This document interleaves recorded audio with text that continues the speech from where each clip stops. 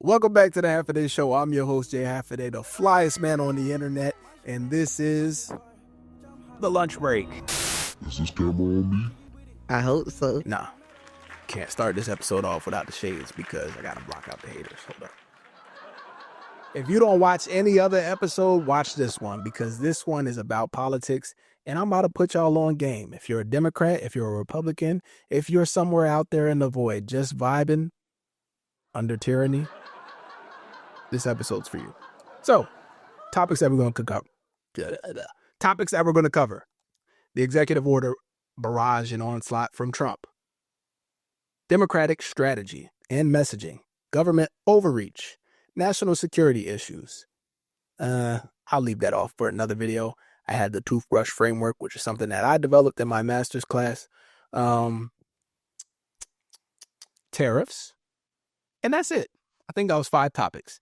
EOs, democratic strategy, government overreach, national security, and tariffs. Boom. Give me 8 minutes. I'm going to make you more informed. And hopefully next time you guys can get it right. I asked you guys a question last week. Is the office of the president the most important branch of government or the least important branch of government? I've come to terms with it that it is the most important branch of government, especially following that Supreme Court decision that gave him presidential immunity for presidential acts. So all of these executive orders are presidential acts, and he cannot be held responsible no matter how outrageous or how unconstitutional they may be at their surface level. So yeah, these executive orders are very damaging to the very core and structure of America. I would say that they are borderline traitorous. Like, the president is betraying his oath to the Constitution by trying to overstep and overlook the Constitution.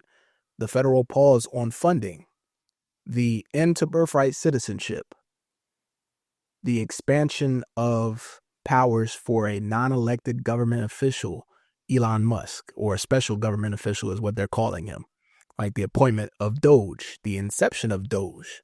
What else did he do that was super massively illegal? The background shit that's not even really an executive order, like how OPM is moving with offering these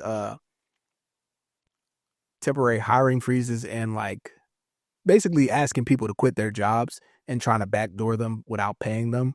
So it's like he's trying to get in alignment federal workers who are going to be loyal to his cause when he really starts doing fuck shit. Like, this is just the taste of what Project 2025 is supposed to be like. He ain't even really started doing the really egregious shit yet.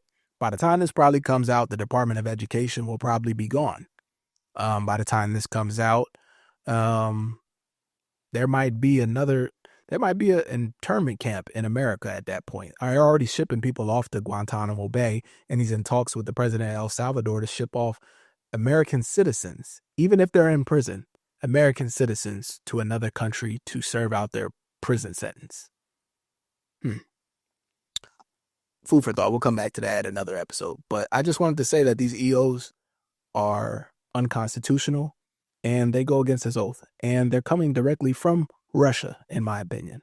Like, the unraveling and the deregulation of government only benefits our enemies. It doesn't do anything for the American people. Oh, we want to cut back on fraud and government spending and wasteless, and we want to downsize and right size the government. Who does that benefit? Elon Musk, Putin, and Xi Jinping. That shit don't do nothing for me. Makes my job a hell of a lot harder, but it does nothing for me as a taxpayer. It does nothing for you as a taxpayer. So why did y'all vote for that? Moving along. Let's talk a little bit about democratic strategy because it is a clusterfuck. I see every single day another congressman or a senator coming up there talking about, this is unconstitutional. We need to do something to fight the power. We did not elect Elon Musk. We elected you, and what the fuck are you doing? Y'all messaging sucks. Y'all out there rallying instead of putting that pen on the fucking paper and getting to work. What are we doing? Every day. Like, I remember there was a meme about Joe Biden. It's like, man, no president should ever let this happen. You the fucking president. Congressmen and women, we elected you guys to draft legislation to uphold the American government and protect the U.S. Constitution and its constituents. Y'all are letting Elon Musk run amok. I know there are lawsuits in the background, but it's like when it comes to the messaging of that, you guys need to be more transparent. So I developed a strategy to help you guys with your talking points so that you guys can be better perceived and win some votes in the special elections that are coming up and in the midterms, and then take back the White House in 2028. So I'm going to walk you guys through it. There's only 3 legs on it. Trust me. Real quick. 3 points. Small government is bad. America has no kings. And reframe DOGE. Let's start with the small government is bad thing. So, as you guys know, the government is very big and expansive. I don't know how many government agencies we have, but I know we have a bunch of cabinets and then a bunch of bureaucrats running at sub levels, and there's a bunch of duplication of efforts. This is to help self-regulate the government and keep it running so that there is no single point of failure. Let's contrast this to pre 9/11. So this is how you guys are going to frame this. Small government caused 9/11, or small government allowed 9/11 to happen. The reason the government is the way it is because of how 9/11 happened. They framed 9/11 as a failure of imagination. We did not have the capabilities, we did not have the capacity, we did not have the resources to combat a threat at that magnitude on our own soil. So as a result of that, we created the Department of Homeland Security. And as a result of that, we expanded the intelligence community, the Homeland Security community. We created a whole of government effort across multiple departments and multiple agencies. Small government could not imagine 9/11. If we right-size government down to pre-9/11 levels again, yes, the budget will shrink, but so will our capabilities. So, small government is a bad thing. The smaller our government, the less effective we are. I think that was all my points on that. That's another point. The smaller the government, the less of a strategic advantage we have against our peers, China and Russia. Because, don't get it twisted, they guys are penny pinching when it comes to USAID, when it comes to Department of Education, which, yes, it is multi-billions of dollars, but it's still a fraction of the budget. They don't want to touch defense. So I was like, you guys are touching budget that hurts the long-term future of America when it comes to our federal workforce.